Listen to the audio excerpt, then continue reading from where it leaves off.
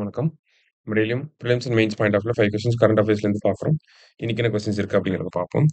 Radio Nellikka and internet radio exclusively for children was launched by அப்படின்னு சொல்லி கேட்டிருக்காங்க. குழந்தைகளுக்கான பிரத்யேக இணைய வானொலியான ரேடியோ நெல்லிக்காவை யார் அறிமுகப்படுத்தியது அப்படின்னு சொல்லி கேட்டிருக்காங்க. ஸோ யார் அப்படின்னு பார்த்தீங்கன்னா கேரள அரசாங்கம் அறிமுகப்படுத்த போறாங்க. சரியா?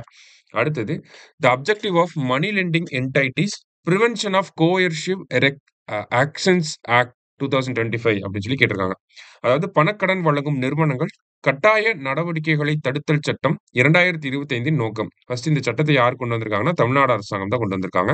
அதனுடைய நோக்கம் என்ன அப்படின்னு பார்த்தோம்னா பணக்கடன் வழங்கும் நிறுவனங்கள் குறிப்பாக பாதிக்கப்படக்கூடிய கடன் வழங்குபவர்களுக்கு எதிராக கட்டாய மற்றும் சட்டவிரோத மீட்பு நடைமுறைகளை தடுப்பது. அதாவது நமக்கு to prevent coercive and unlawful recovery practices by money lending entities against vulnerable borrowers.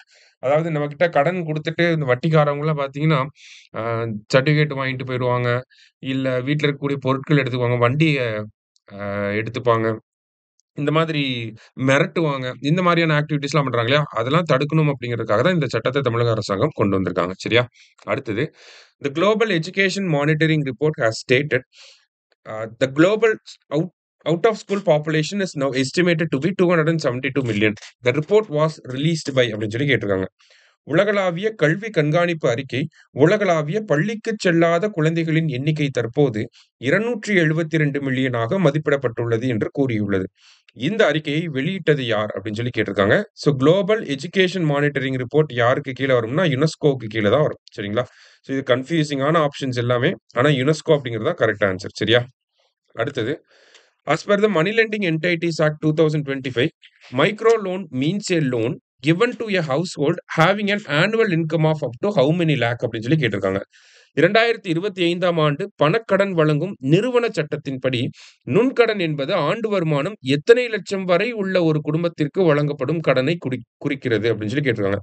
இப்போ மைக்ரோ லோன் அப்படின்னா உங்களுடைய குடும்ப ஆண்டு வருமானம் அப்படிங்கிறது 3 லட்சத்துக்கும் குறைவாக இருக்கு, அப் டு 3 லேக் வரைக்கும் இருந்துச்சு அப்படின்னா உங்களுக்கு வழங்கக்கூடிய கடனை மைக்ரோ லோன் அப்படின்னு சொல்லி சொல்லுவாங்க. சரியா? இந்த சட்டத்தின்படி.